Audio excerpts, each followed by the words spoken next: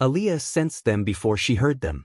The city had a rhythm, a certain pulse of movement and noise that never truly stopped, and these men disrupted it.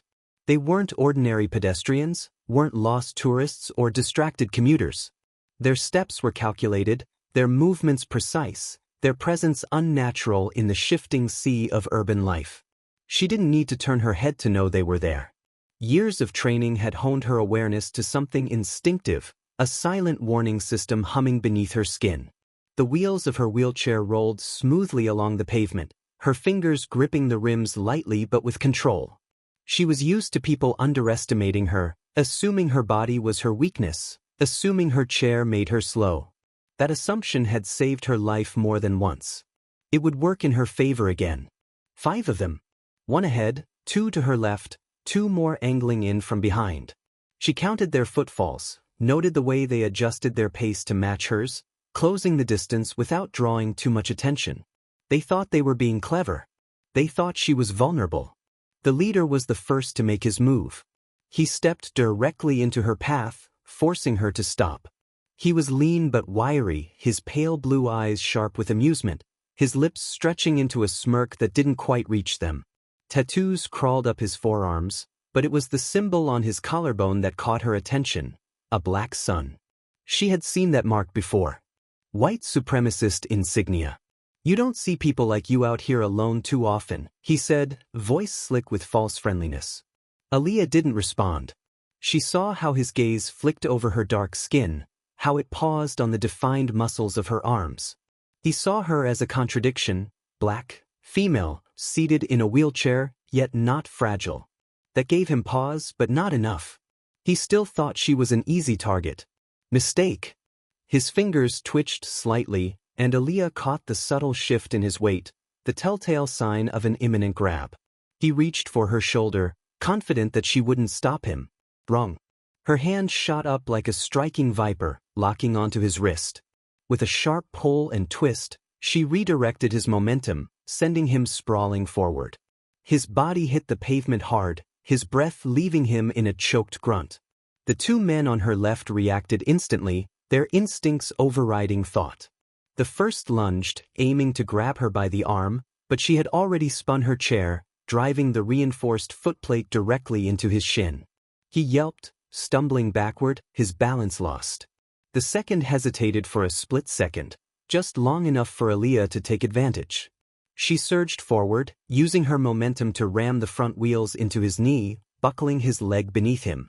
He went down with a curse. Behind her, movement.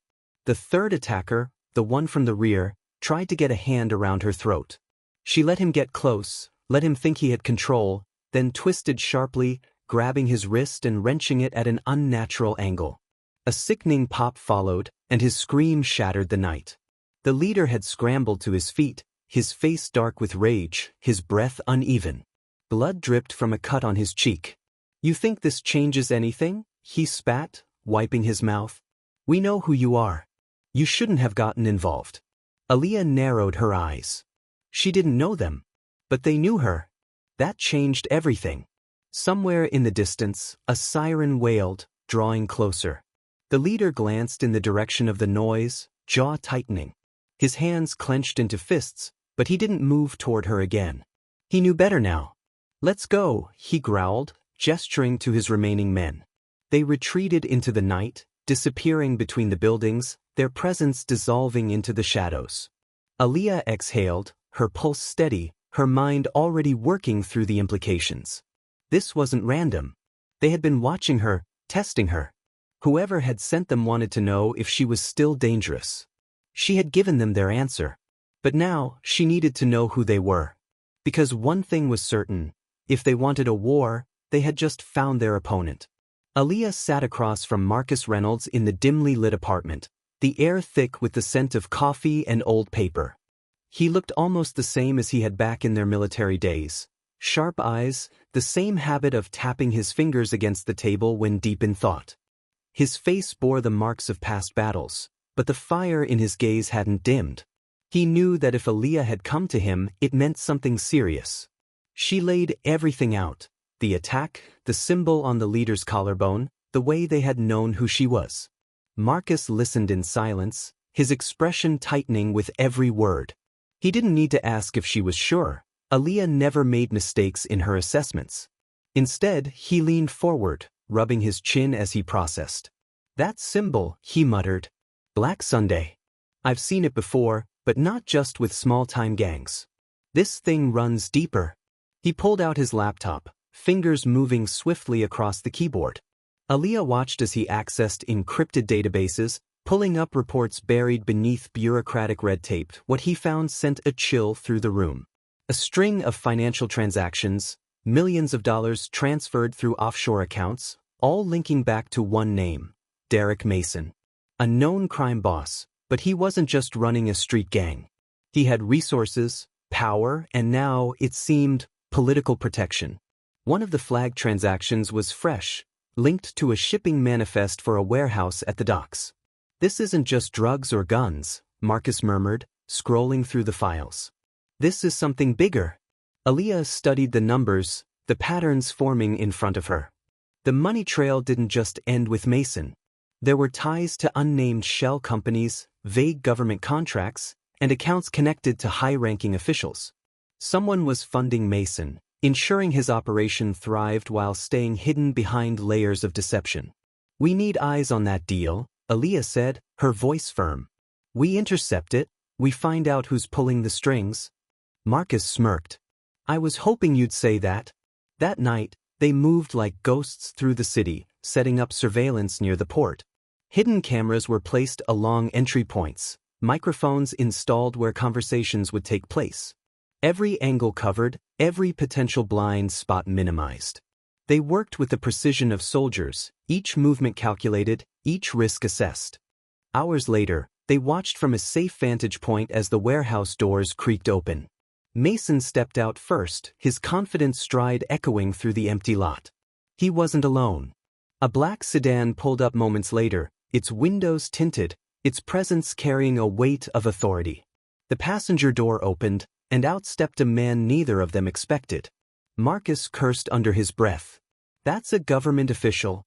Aaliyah's eyes narrowed. The man was sharply dressed, his posture rigid with the kind of self-importance that came from years in politics. They couldn't hear the full conversation yet, but body language told them everything. This wasn't a simple exchange of goods. This was a negotiation between power players, one ensuring the other's continued dominance. Marcus adjusted the microphone settings, fine-tuning the audio until the static faded and voices came through. "Keeping this quiet isn't optional," the official was saying, his tone clipped. "We've invested too much into this network for some street-level heat to draw attention."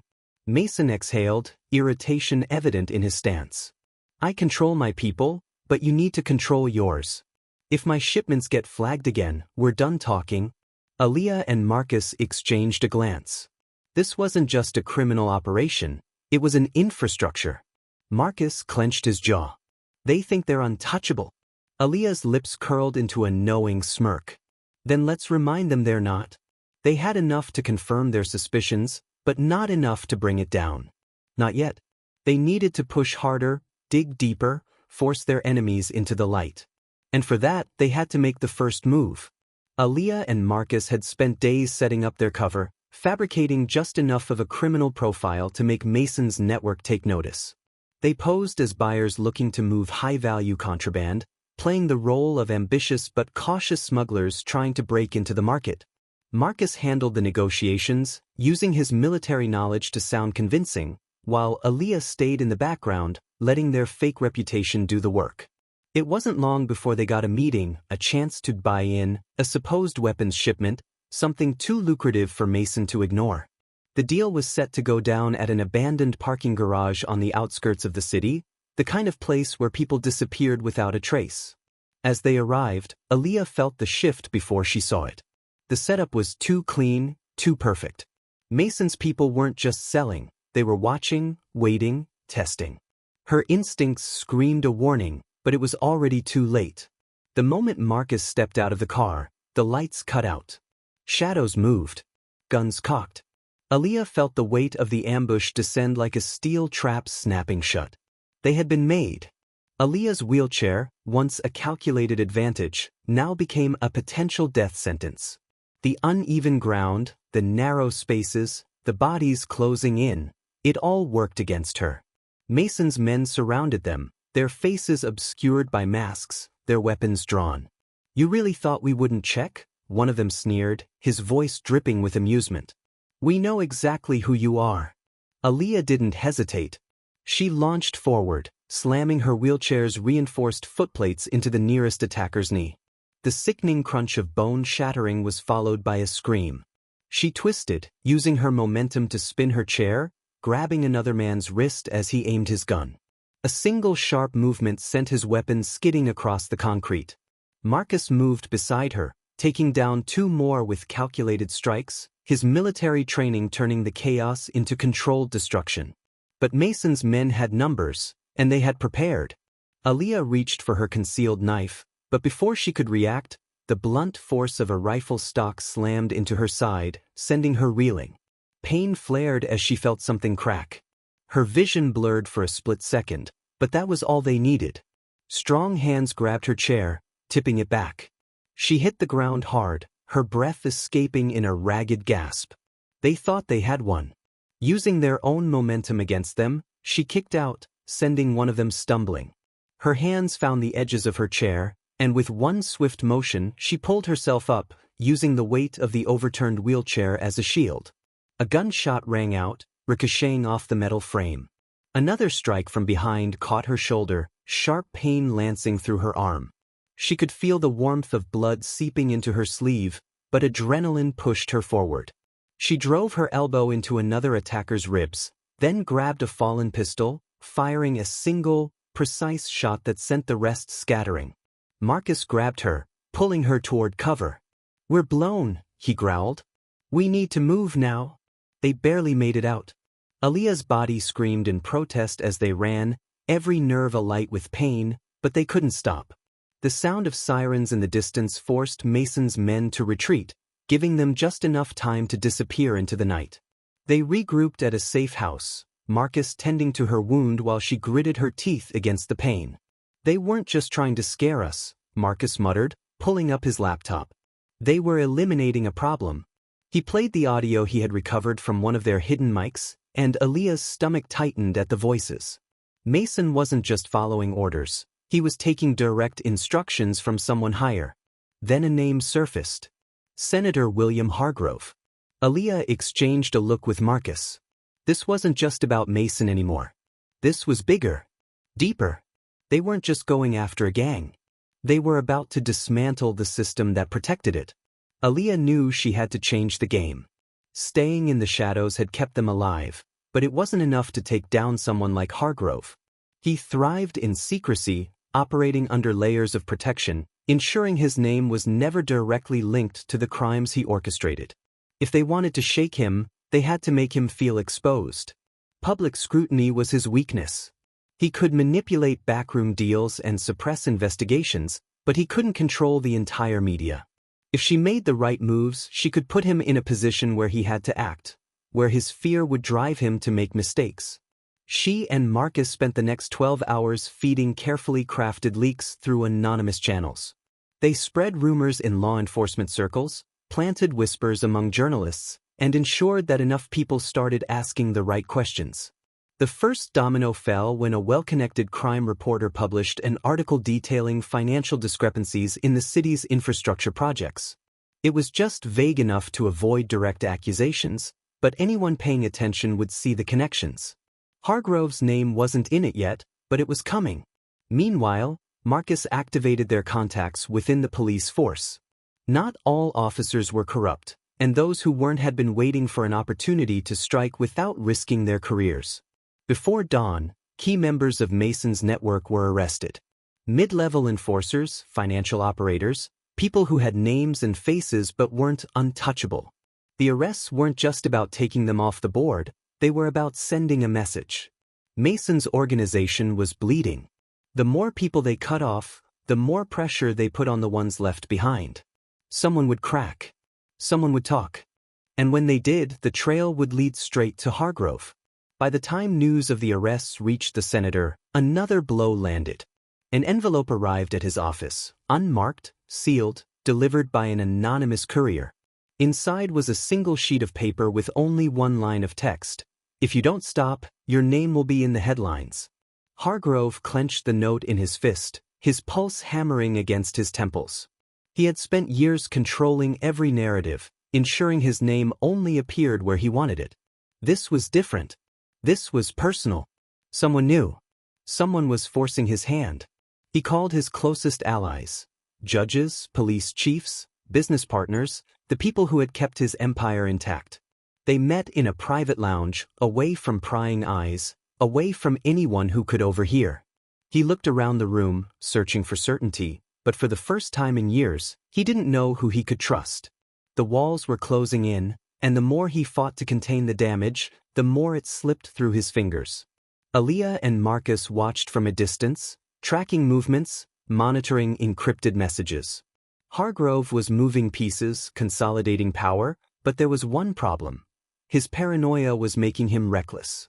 He was digging for a leak that didn't exist, turning on his own people, trying to silence threats before they fully materialized. He didn't know who to strike first, and that made him dangerous. Aaliyah knew they had pushed him into a corner, but she also knew that cornered animals were the most unpredictable. The police were making the right noises, holding press conferences, assuring the public that they were investigating the recent arrests. But Aaliyah wasn't fooled. She had seen the way certain officers avoided eye contact when discussing Mason's connections, how some reports conveniently left out critical details. The system wasn't built to take down people like Hargrove, it was built to protect them. And if she waited, if she gave them time, the machine would close ranks, bury the evidence, and let Hargrove slip away again. That left her with two choices. She could wait and watch as Hargrove shored up his defenses, prepared his counterstrike, and dismantled everything she had worked for. Or she could strike first, before he had the chance to recover. She looked at Marcus, who was already watching her, reading her thoughts before she spoke. He exhaled and nodded. "We hit first," he said simply. Aaliyah's lips curled into a smirk. "We hit so hard he never gets back up." Hargrove had reached his breaking point. The leaks, the arrests, the threats, it was all spiraling out of control, and he needed it handled immediately. No more quiet moves. No more playing defense. He called Mason directly, his voice sharp, clipped, leaving no room for misinterpretation.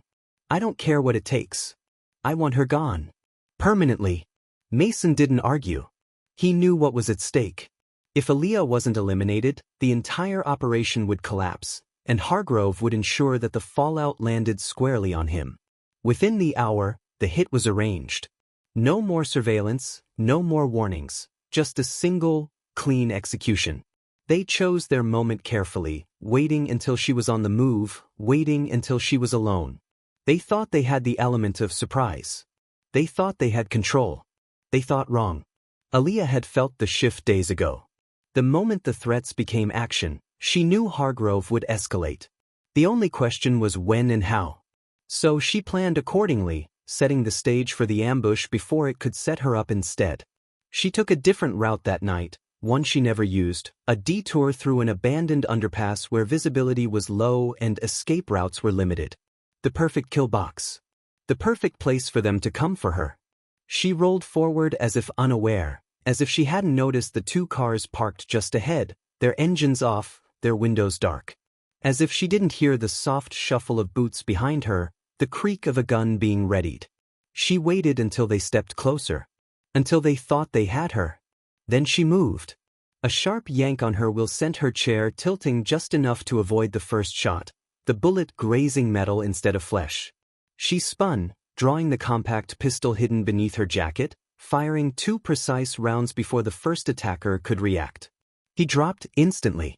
The second lunged at her, a knife flashing under the dim streetlights, but Aaliyah was already maneuvering. She twisted her chair violently, slamming its reinforced frame into his legs, knocking him off balance before she grabbed his wrist and snapped it with a brutal twist. His scream was cut short as she drove an elbow into his throat. The third man hesitated, his confidence faltering as he watched his team crumble in seconds. That hesitation cost him. Marcus, perched on a rooftop across the street, took his shot cleanly, dropping the last attacker before he could pull his trigger. Silence settled over the underpass, broken only by the ragged breath of one survivor clutching his broken wrist, his eyes wide with pain and fear. Aaliyah wheeled toward him, her expression unreadable. "You work for Mason," she said, her voice low. "That means you work for Hargrove. That means you know things I need to know." He spat blood onto the pavement, shaking his head. "You think I'm scared of you?" Aaliyah exhaled, then reached into her pocket, pulling out a flash drive. "I already have enough to burn this whole operation down," she lied smoothly. "But I want more. You give me a name, you walk out of here alive. You keep your mouth shut." She let the silence speak for itself. He caved. They always did. An hour later, Marcus had cracked the encrypted files recovered from Mason's servers. What they found wasn't just another money trail. It was a meeting, a gathering of power players, the ones who had been operating in the shadows for years. A single location, a single night, the kind of event where secrets weren't just discussed but decided. "We intercept this," Marcus said, his tone grim, "and we don't just hurt them. Win them." Aaliyah stared at the screen, watching the names scroll past. The deeper they dug, the more dangerous this became. But they weren't stopping now. The hunt had begun, and this time, the prey was about to become the predator. Aaliyah and Marcus moved like ghosts through the corridors of the elite Blackwood Hotel, the kind of place where deals were made behind closed doors and power was traded over glasses of aged whiskey. They had one shot at this. The penthouse suite was booked for a private meeting between Mason and Hargrove, a gathering that wouldn't appear on any official schedule but held the weight of millions in blood money. Security was tight, but not unbreakable. Aaliyah kept watch from a stairwell while Marcus worked swiftly, slipping a listening device into a wall fixture and another beneath the table where the two men would sit. Every second counted. They had to be in and out before the first bodyguard noticed anything unusual. The equipment was state-of-the-art, feeding live audio straight to an off-site server Marcus had prepped earlier. If they pulled this off, they'd have something no investigator had managed to secure: Hargrove, in his own words, tying himself to the criminal empire he had spent years protecting. Hours later, they listened in silence, their eyes locked on the waveform audio flickering across Marcus's screen. Hargrove's voice was smooth, practiced, but the arrogance was impossible to miss. "I don't need to remind you what's at stake," the senator said. "We've poured too much into this to let one woman tear it down." Mason's response was laced with irritation. "Then tell me what you want done. Because so far, all I see is panic." Hargrove exhaled sharply, the sound of ice clinking against glass following a brief pause. "Keep your people in line. Keep the shipments moving. And make sure she doesn't live long enough to be a problem." Aaliyah's hands tightened into fists, her pulse steady despite the storm rising inside her. Then came the final nail in Hargrove's coffin. "We've buried problems before," he continued. "We'll bury this one too." They had him. Not just corruption. Not just financial manipulation. Conspiracy to commit murder. The kind of evidence that would take down anyone, no matter how deeply entrenched in power they were. Marcus wasted no time. He transferred the files to a secure drive and made the call. "McGraw, we have it. Meet us in 30. The detective was one of the few they trusted, a veteran investigator who had spent too many years watching cases like this get buried. If anyone could push this through the right channels, it was her. They arranged a meeting in an underground parking lot, keeping it off the books, avoiding surveillance. But as soon as they arrived, they knew something was wrong. A black SUV sat idling near the exit, unmarked but unmistakably official.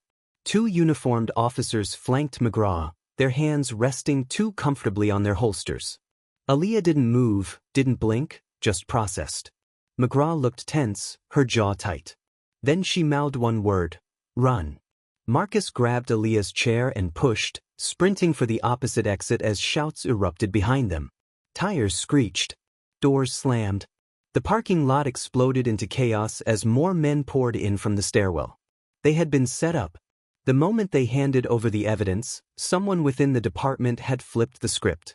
Now Aaliyah wasn't just a target, she was a fugitive. The charges would be fabricated, the narrative controlled, the truth buried under official reports branding her as a threat to national security. She and Marcus dodged between parked cars, bullets sparking off metal, adrenaline flooding their veins as they reached the emergency exit. Marcus rammed through the door, hauling Aaliyah out as sirens wailed in the distance. They had no choice but to disappear. They moved fast, ditching electronics, changing locations, making sure they weren't being tracked. They were no longer just hunting Mason and Hargrove, they were fighting an entire system designed to erase them. But they weren't done. Not yet. They still had one shot left, one unpredictable variable that could turn the tide. If they couldn't expose Hargrove through official channels, they'd do it the hard way. They'd make Mason turn on him.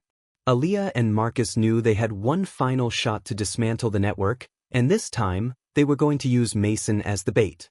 With no allies left to trust, no official channels to rely on, they turned to the only battlefield they had left, the public eye.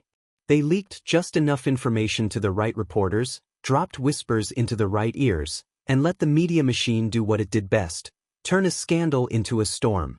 Headlines swirled with speculation, linking Hargrove's name to corruption, illicit funding, and violence.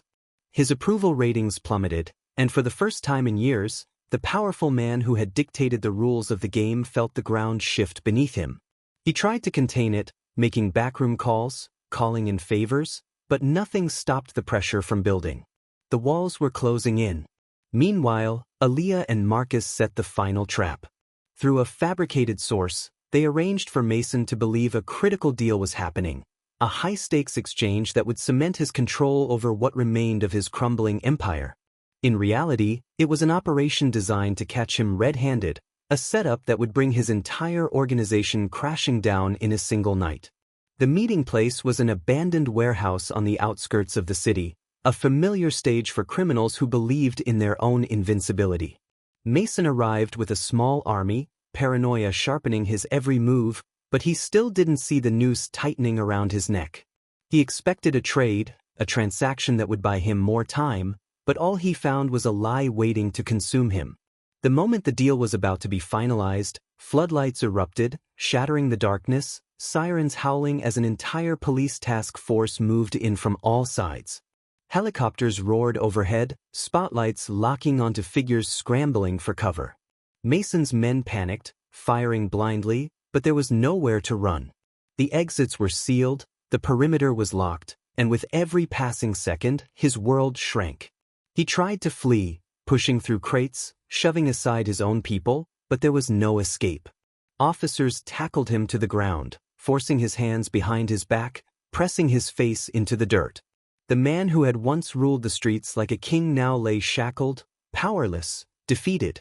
Across the city, Hargrove watched the scene unfold in real time, his hands clenched into fists as the news broadcast the takedown.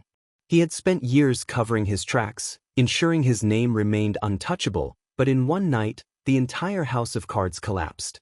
Every denial, every attempt to distance himself from Mason, fell apart as new evidence surfaced: documents, recordings, testimony from flipped associates. The empire he had built through deception, intimidation, and control was now being dissected under the relentless gaze of public scrutiny. He knew what came next. Even before the agents arrived at his home, even before the first warrant was executed, he knew the fight was no longer about survival, it was about damage control. They would come for him. They would strip away the power he had spent decades accumulating. They would put him in a courtroom, parade him as the downfall of corruption, use him as a warning to others. But they wouldn't break him. As they led him from his house in handcuffs, cameras flashing, reporters shouting, he lifted his chin. This wasn't the end. He still had leverage, still had people loyal to him in places no one could reach. He had lost a battle, but the war wasn't over. Not yet. Hargrove had spent his life mastering control, weaving his influence so deeply into the system that he had become untouchable, or so he believed. Even in the face of his arrest, even as the headlines painted him as the mastermind behind a criminal empire, he still clung to the idea that he could escape. He had money, hidden accounts spread across the world, offshore funds that no subpoena could trace, and he had people, operatives placed in key positions, men and women who owed him their careers, their lives. He was already setting the pieces in motion. The moment he posted bail, he would disappear, slipping through bureaucratic cracks, emerging somewhere untouchable, somewhere the law couldn't reach him. The system he had built was designed to protect men like him, and he had no intention of rotting behind bars. But Aaliyah and Marcus weren't finished yet. While the world watched his downfall, Marcus worked tirelessly in the background, peeling back layers of encrypted transactions, tracking digital breadcrumbs left behind by arrogance. And then he found it. A network of shell companies, offshore accounts funneling millions through seemingly legitimate businesses, all leading back to one name, William Hargrove. But that wasn't all. Hidden within the ledgers, buried beneath layers of financial deception, was something even darker: payouts made to silence people, transactions tied directly to known murders, evidence of bribes paid to make witnesses disappear. It wasn't just fraud. It wasn't just corruption. It was blood money, and it was undeniable. They delivered everything to the prosecution. Not just numbers, not just whispers of crime, but a bulletproof case, hard evidence that linked Hargrove to everything: murder, trafficking, conspiracy. And as the trial began, as the weight of his crimes came crashing down in the courtroom, for the first time, the senator faltered. He sat at the defense table, his usual arrogance absent, his hands clasped together, his posture stiff. He listened as his empire was dismantled in front of him, as his darkest secrets were dragged into the light. Witnesses he thought long silenced testified against him. Records he believed destroyed were displayed before the jury. The judge's gavel came down again and again, each strike another nail in his coffin. Then Aaliyah took the stand. She didn't need theatrics. She didn't need to convince the jury of anything they didn't already know.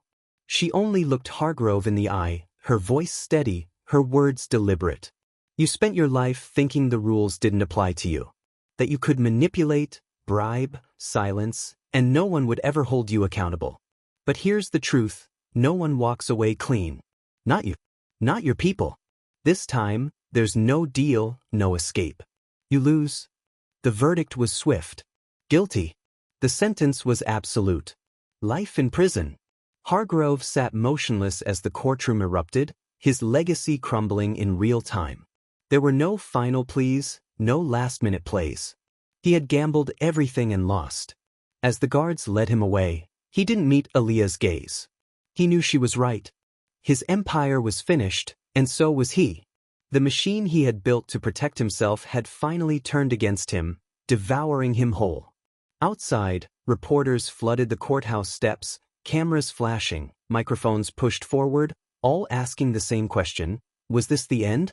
Aaliyah simply walked past them, her work done, the weight on her shoulders finally lifting. Justice had been served.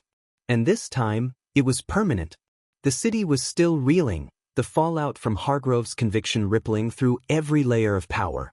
Headlines screamed about the largest corruption scandal in decades, news anchors dissected every moment of the trial, and protesters flooded the streets, demanding deeper investigations into the system that had protected men like him for so long. Officers resigned. Politicians distanced themselves. Old alliances crumbled overnight. The city felt different, as if it was holding its breath, waiting to see if real change was coming or if this was just another scandal that would fade with time. But Aaliyah knew the truth. This was only the beginning. She sat in a dimly lit bar, a rare moment of stillness, watching the muted television mounted above the counter.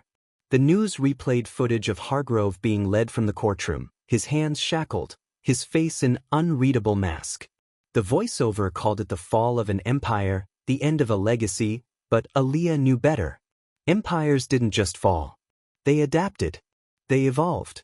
She could feel it in her bones. The war wasn't over. It had only shifted. Her phone buzzed on the table. A message. No number. No sender. Just 5 words glowing against the screen.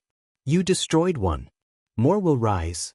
She exhaled slowly, rolling the tension from her shoulders, her fingers tightening around the glass in her hand.